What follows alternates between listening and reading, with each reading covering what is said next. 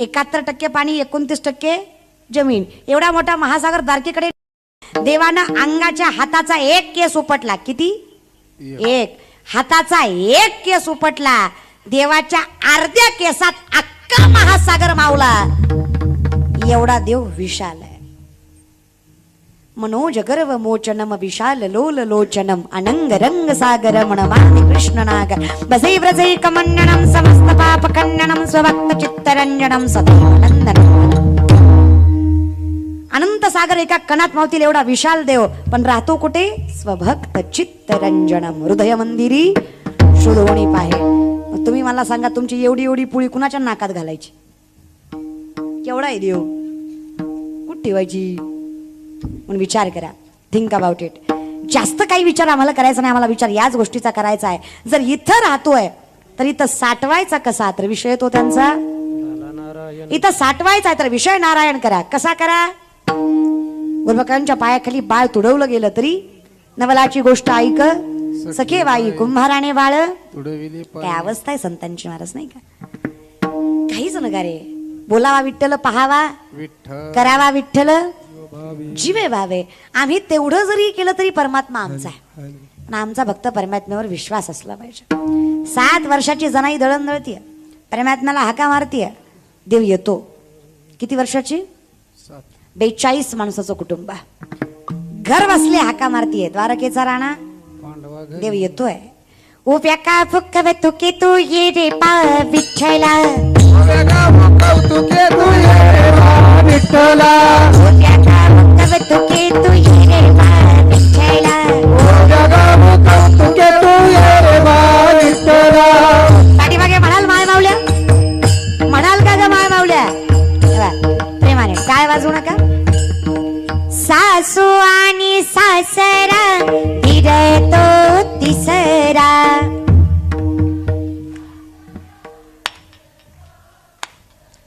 दोन चार राहिलेल्या माय मावल्या, तुम्हाला काय प्रॉब्लेम झाला? अगं आयुष्यभर शिव्या दिल्या एकदा तरी वाव्या म्हणा. बाय अशाच भांडत्यात महाराज. प्रेमानं म्हणा ग, भेटला तर भेटला देव. सासू आणि सासरा धीरतो तिसरा,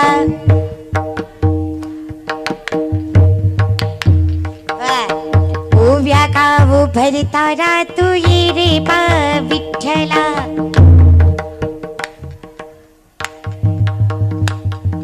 ये रे पा विठ्ठला, ये रे पा विठ्ठला, ये रे पा विठ्ठला, तू ये रे पा विठ्ठला.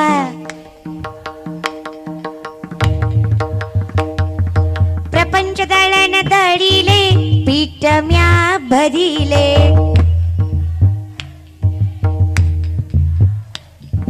सासू समोर ठेविले तू ये रे पा विठ्ठला,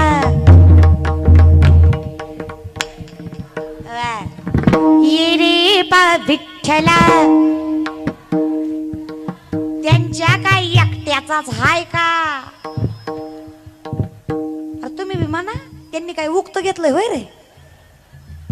हा, ये रे पा विठ्ठला टाळी, ये रे पा विठ्ठला टाळ, ये रे बा विठ्ठला तू ये रे बा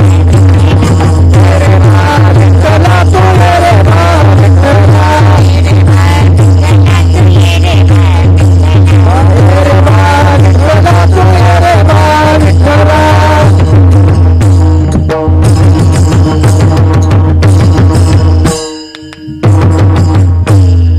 काय कौतुक करावं माझ्या भक्तांचं, भक्ती वात्सल्य जनाईचं. अरे भक्त कसा असावा?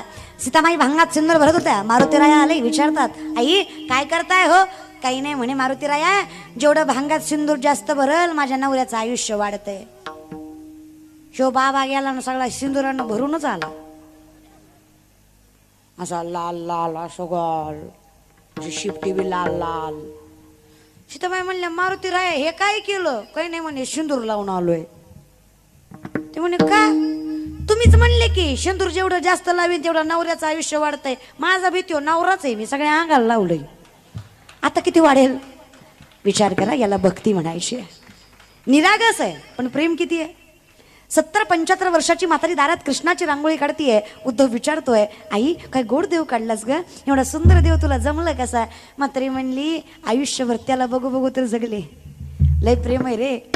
हे डंगर मेलं तरी काय वाटायचं नाही, जीव गेल्यापासून डोळ्याला डोळा नाही. नवऱ्यापेक्षा जास्त प्रेम आहे. अजून काय सांगू सांग. एवढं प्रेम म्हणे मग एवढं प्रेम आहे तर देवाची रांगोळी चुकली कशी. म्हातारी म्हणली, लय मारी ना, डोळे झाकून जरी काढला तरी माझा कृष्ण जसाच्या तसा आला पाहिजे. चुकलंय नाही, चुकलंय. काय चुकलं रे. एवढा सुंदर कृष्ण काढलास, कृष्णाला पायच नाही काढले. गवळण म्हणली, म्हणूनच देव ना तुला गोकुळात पाठवलंय, तुला फक्त अक्कलच आहे. म्हणलं अजून काय पाहिजे. प्रेमही पाहिजे ना. आता प्रेमाचा आणि त्या रांगोळीचा काय संबंध. अरे येड्या, त्याला पाय होते म्हणून तर मला सोडून मथुरेला गेलाय. तिथं त्याचे पाय धरणं माझ्या हातात नव्हतं रे. रांगोळ मी काढली आहे. यात जर मी देवाला पाय काढले आणि इथून निघून गेला तर कोणाकडे बघून जगू रे उद्धवा. म्हणून रांगोळीत पायच नाही काढले उद्धवा. आता प्रॅक्टिकल विचार करा, रांगोळीतला देव जाईल का. पण इथं लॉजिक नाही, ओनली मॅजिक चालतं. तर्क वितर्क नाही, प्रेम भाव. मय्या वेश मनोय मामित युक्ता उपासते श्रद्धया पर्योपेतास्ते मी युक्त तमामता. आणि ही अवस्था ज्याची आहे ना, भक्त ऐसे ज्यांचा विषय तो त्यांचा भक्त ऐसे जाना, विषय तो त्यांचा झाला नावडे जनधन. आणि जो झाला निर्वाणी गोविंद काहीच साकडे. पण हे शक्य कधी. तुका म्हणे सत्य सत्य जगल्याशिवाय नाही. आम्ही एवढे प्रामाणिक आहे, एवढे सत्य आहे. आमच्यामुळं रस्त्यावरच्या पानपईवरचा ग्लास साखळीनं बांधावा लागतो. कळलं त्यालाच कळलं.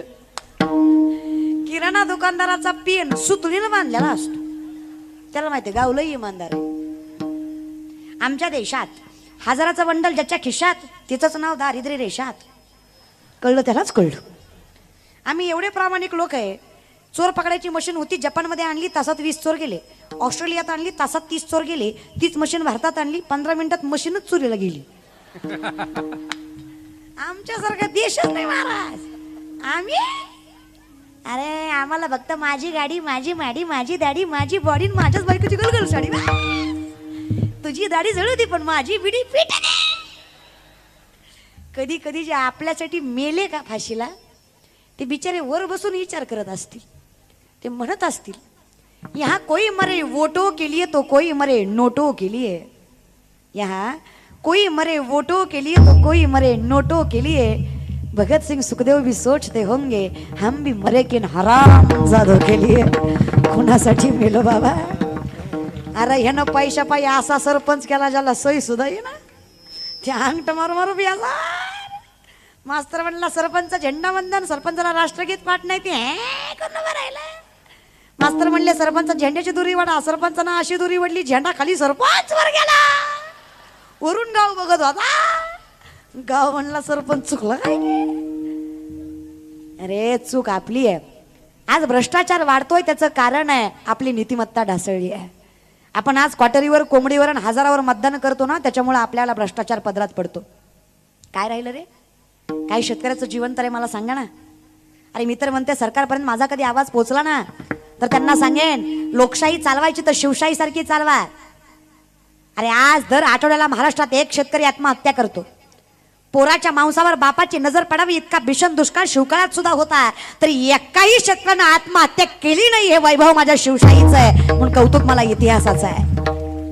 आता सरकार बोंबलतंय पाणी अडवान, पाणी जिरवान, पाणी अडवा, पाणी जिरवा. हे आताच आहे काय. या महाराष्ट्रातलं पहिलं धरण छत्रपती शिवाजी महाराजांनी बांधलं खेड शिवापूरला. अशी 32 धरणं महाराष्ट्रात छत्रपतींनी बांधली. अरे हे सोडा, आज सातवाऱ्यावर जी आपली नाव आहेत ना ती शिवरायांची कृपा आहे. शेतीची पहिली मोजमापणी शिवरायांनी केली. 7 हात 12 काड्या 20 पावलं, ही जमीन तुझी, ही जमीन तुझी, ही जमीन तुझी अशी सांगितली. तेव्हापासून 7-12 ही पद्धत निर्माण झाली. एका वाक्यात सांगायचं म्हणलं तर शिवराय नसते तर 7-12ला आपली नावं लागली नसती. हे मात्र नक्की खरं आहे महाराज. याच्या पलीकडं महिन्याला हातावर जी पगार पडती ना 1 तारखेला नोकरदार मंडळी, ती कृपा सुद्धा राजांची आहे. आज भिकाऱ्यासारखं जगावं लागलं असतं. पाटील की, देशमुखी, देशपांडकी माझ्या राजानं बंद केली. वतनदारी पद्धत बंद करून वेतनदारी पद्धत माझ्या छत्रपती शिवाजी महाराजांनी पहिल्यांदा चालू केली म्हणून आज हातावर पगार आहे.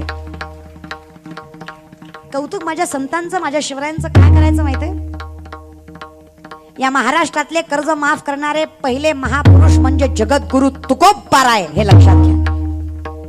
जगात सगळ्यात पहिल्यांदा, आवाज मोकळा करा, शेतकऱ्यांचं कर्ज कोणी माफ केलं ना तर जगद्गुरु तुकोबारायांनी. आणि एका दोघाचं नाही, 25 बैलगाड्या कर्जपत्रांनी भरल्या होत्या. किती बैलगाड्या? एका कर्जपत्रावर 200 ते 300 एकरी जमिनी, 100 ते 200 तोळ सोनं तुकोबाराकडे घाण होतं. Think about it. आपण माजी ग्रामपंचायत सदस्य, माज किती आपल्याला, आपण मारुतीच्या पाया असं पडतो. हे पाया पडायची पद्धत आहे तुझी? अरे मी आल्यावर त्या समोरूनच जाणार. जरा तरी बाळू द्या काहीतरी. हा, लय पैसा पैसा करत जाऊ नका. 65 लाखाची सावकारकी माझ्या तुकोबारायांची. किती लाखाची? 350 वर्षापूर्वीची. आताचा लाख म्हणजे तेव्हाचा रुपया, अशा हिशोबाने 65 लाख. आपला 2 BHK, एक 4 व्हीलर आणि एक बुलेट, तरी भट्टा भट्टा वाजवतो. हप्ते फेड पुन्हा वाजव. लोक काय गुणाचे, लोकांना माहिती आहे. तुम्ही सुद्धा कमी नाही. तुम्ही विलय माझा बाप काय बेकारी नव्हता, तुझ्या दारात दिलंय. अगं लय मोठ्याची ग तू. माझ्या तुकोबारायची बायको पुण्याचं सासर आहे. तुकोबारायचं गुळवे सावकाराची पोरगी तुकोबारायची बायको आवली. 3500 एकर ऊस आहे तुकोबारायच्या सासऱ्याचा. किती एकर? 3500 एकर ऊस आहे. किती? आवलीच्या बापाचा. आपल्या बापाचा 1.25 एकर आहे. त्यो बी पेटन. भजन करीत जा. 1425 माणसं आवलीच्या बापाच्या हाताखाली. हे वैभव नाहीये. तरी माझी माय नवऱ्याच्या घरी मिठासोबत भाकरी खाती, 4 ठिगळांची साडी नेसती, तक्रार करीत. तुम्ही म्हणसाल तुकोबारा एवढे श्रीमंत होते मग गरीब कसे झाले? हे काय आपल्यासारख्या लोकांमुळं. दुष्काळात तुकोबारांनी कुणीच धान्याची कोठार रिकामी केली नाही. माझ्या तुकोबारांनी या सामान्य जनतेसाठी धान्याची कोठार रिकामी केली. लोकांनी इतकं लुबाडलं की त्यांच्याच लेकरांना खायला ठेवलं. त्या दुष्काळात तुकोबारांची वाईट परिस्थिती झाली. माझी तुकोबारांची बायको, धोतर फाटलं माझ्या तुकोबारांचं, दुसरं धोतर नव्हतं. खालनं 3 गाठी मारल्या, 2 पळसाची पानं लावली जेणेकरून नवऱ्याचं धोतर फाटले जगाला दिसून येईल. लोकांनी माझ्या नवऱ्यावर हसून ये. नात्यांची लाज जी उमरटाच्या बाहेर जाऊ देत नाही ना, लक्ष्मी तिला म्हणावं परमात्मा तिचं दाम दुप्पट केल्याशिवाय सोडत नाही. विश्वास मी देते. तुम्ही नका वाजवू, तुमची लय व्याकार आहे. तुमची 3 टाइम खाती, तरी माहेरी गेल्यावर म्हणती काय बाय जनावर भेटलोय, मी हाय म्हणून सांभाळलंय 3दा खाऊन. काय कमी केलं ग माय देवानं? 5वा पाहुणा आला की थयात थयाच नाचती. किचन मधनं भांड्याचा आवाज आला की समजायचा देवी कुपली, मसोबा मी आला. छळच नको. शास्त्र सांगतं ज्या घरातला पुरुष प्रामाणिकपणे कमवतो आणि ज्या घरातली स्त्री हसमुख चेहऱ्यानं निभावते त्या घरातला परमात्मा लक्ष्मी कधीच दुरावत नाही. हे आपलं शास्त्र आहे. वाणी रसवती यस्य यस्य श्रमवती क्रिया लक्ष्मी दानवती यस्य सफलम तस्य जीविता. किती सोपं आहे. उगाच भलत करायचं. न लगती साया सजावे सुखे येतो घरा निर्वाणी गोविंद. फक्त तुका म्हणे सत्य परमात्मा राखतो फक्त सहज आणि सत्य जगा. खरं असलं की थोडं त्रास देत पण इतिहास बदलायची ताकद ठेवतं. खरं छोटा असो वा मोठं, कर्म लहान असो वा मोठं, सत्य असलं पाहिजे. अटल बिहारी वाजपेयींची एक सुंदर कविता ज्यामध्ये एक दृष्टांत आहे. एका जंगलाला आग लागलेली असते. हत्ती, सिंह, घोडे, लांडगे सगळे पळून जातात. छोटीशी चिमणी चोचीमध्ये पाणी घेऊन जंगलाची आग विझवायला निघते. विझेल? प्रॅक्टिकल विचार करा. विझेल? लोक हसतात. लोक म्हणले चिमणीला एवढंसा जीव ग तुझा, तुझ्या चोचीतल्या पाण्यानं जंगलाची आग विझणार आहे. चिमणी म्हणली दादा खरं आहे तुझं. नाही दादा खरंच आहे तुझा, माझ्या चोचीतल्या पाण्यानं जंगलाची आग विझणार नाही. पण जेव्हा केव्हा जंगलाचा इतिहास लिहिला जाईल ना तेव्हा माझं नाव आग लावणाऱ्यात नाही आग विझवणाऱ्यात असेल. हे सगळ्यात जास्त महत्वाचं आहे. कर्म सत्य आहे, मग भेडवणाऱ्याकडे लक्ष द्यायचं. कातली या भय कारण माणूस भीतीनच मरतो बर का. साप चावल्यापेक्षा साप चावल्याच्या भीतीनं. कोरोनात जेवढी मिली रोगानं मिली अर्धी तर 2-4 तर आपण मारली घर बसल्या. ते म्हणचाल कसं होत आई बिचारा पाहुणा पॉझिटिव्ह आला धीर वाटावं म्हणून त्यानं तुम्हाला फोन केला. ते म्हणलं कसं रे दादा पॉझिटिव्ह आलो रो. हा इकून म्हणला बाबा पॉझिटिव्ह आला. मी मग तिथंच मेल होती. लय बेकार असतं रे कुत्रा हाल खात नाही रे बायको जवळ येत नाही रे डाक्टर बी पैशासाठी नसलं तरी हाय म्हणतात रे किडण्या काढून घेतात रे दवाखान्यात जाण्यात मजा नाही रे त्याच्यापेक्षा घरी मेलेलं बरं. सकाळी मेलं ती रोगानं मेलं ह्याच्या फोननं मेलं. मी तर म्हणते 2-3 वर्षात नाही एकदा कोरोना आलाच पाहिजे. येऊ द्या लय माजली होती लय जिरली. फक्त वाईट याचं वाटतं महाराज लोकांची बी लय जिरली. आम्हाला तरी काय कमी माज होता. आम्हाला वाटायचं शिवलीला पाटील आहे 9 माणसं पुढं 10 माणसं मागत तारका भेटत नाही आपल्या. कोरोनात कळलं कुत्र खात नाही. कीर्तन चालू आहे तोवर मजा आहे. हे कीर्तन संपल्यावर म्हणतात ताई मी तुमचा लय मोठा फॅन आहे 2 वर्ष मिळतो कुठं. आता शिल्पी काढतो रे ज्यांना हे सुखाचे दिल्या काही नाही रे पण लय मजा आली. करोडपती राम राम घालीत नव्हता गावात कुणाला. पॉझिटिव्ह निघाला. सख्खी बायको सख्खी कुत्र्यासारखी भाकर टाकायची मत्या.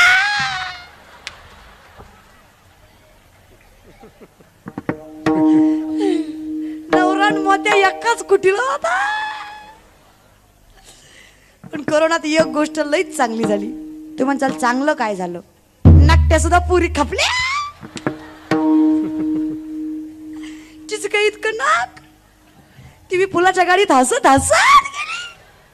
याला सकाळी कळलं हिला नाकच नाही. रात्री मास्क मुळे कळलंच नाही.